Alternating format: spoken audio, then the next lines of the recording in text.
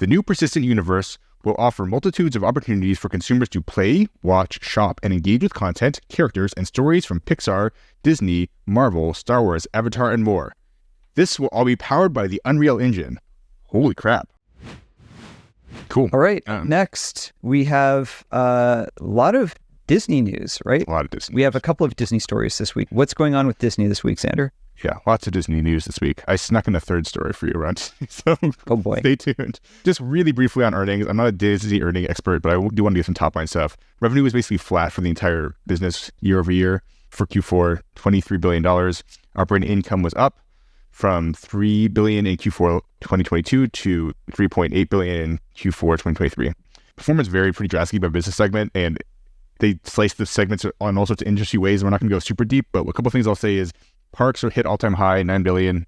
Doesn't really surprise me. Parks are expensive.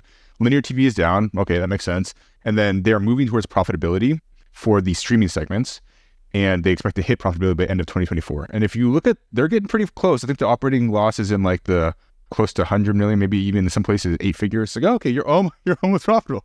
Good job. So I actually sold on my Disney stock a couple years ago, actually last year at some point, because it really seemed like they were losing their footing.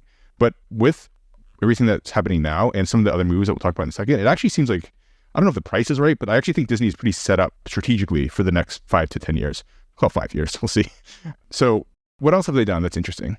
2 things. First, they just announced a joint venture. ESPN, Fox, and Warner Bros. Discovery are forming a joint venture to launch a new streaming platform. It's a third between the 3 companies, and they'll have a new team, a new app, and new management.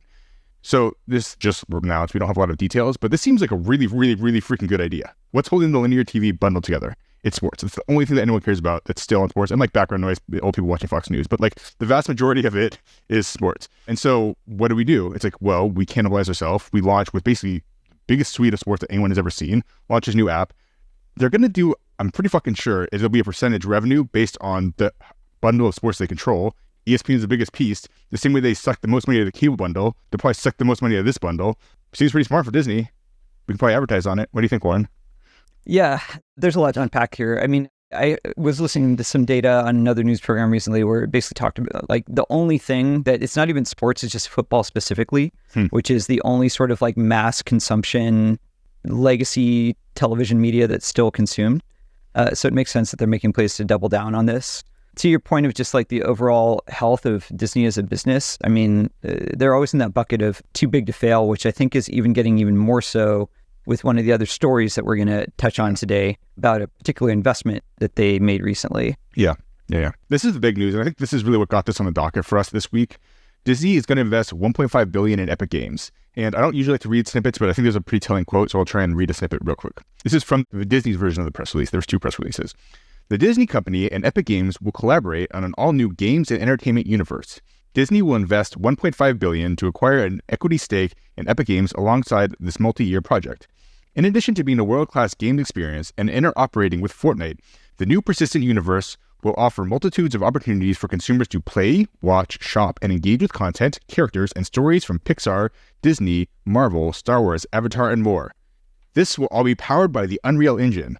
Holy crap. I mean, that is super smart and intelligent strategic decision. Disney's got the IP. Epic, I think, is arguably positioned as the best pure-play games company in the industry. Why is that? Proven operators, drastic scale. They control their own games. They control distribution. They have their own engine. They're literally vertically integrated. What does Disney bring? Disney has a pocketbook, marketing prowess. They can push this out to everyone. I mean, this seems like an obvious. The world's best IPs. The world's best IPs. I mean, this is really like, this is a behemoth. The last thing I'll say is this is the wild speculation zone. I just heard this somewhere not very reputable. I think it was like Twitter or something. Disney presumably got 10% of Epic for $1.5 billion, which implies a $15 billion valuation for Epic. And when I bought my Epic stock recently, I got it for $13 billion. So thank you, Disney. You drove up the value of my stock on the secondary market. What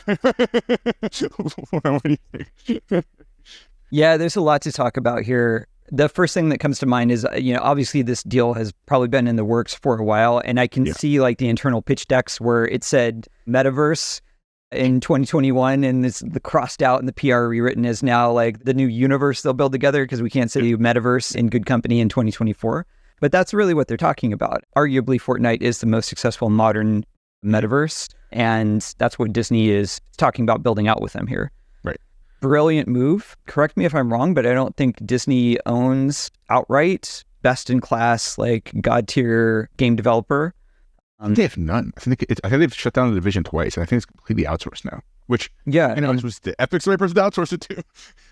Yeah, and we all know the power of Disney's IPs in gaming to drive gaming sales. There's the first traditional Disney, the Star Wars IP, the Marvel IP. But what sucks about building a game with those IPs is the business models are brutal to license them. They're heads I win, tails you lose licensing models, where I've had the pleasure of working on both successful and failed games with Disney IP, and like they're getting paid either way. Right. And the rates that you have to pay to use those fees are insane, and the restrictions, the amount of control that Disney has over it. So my point being, as the IP owner of these IPs that were already driving massively successful games, in spite of the giant haircut of that revenue needing to go to Disney, now when they own one of the world's best game developers and best game distribution platforms, partially. But I have a feeling that if we're thinking ahead a year or two and that Epic is developing something with Disney IP,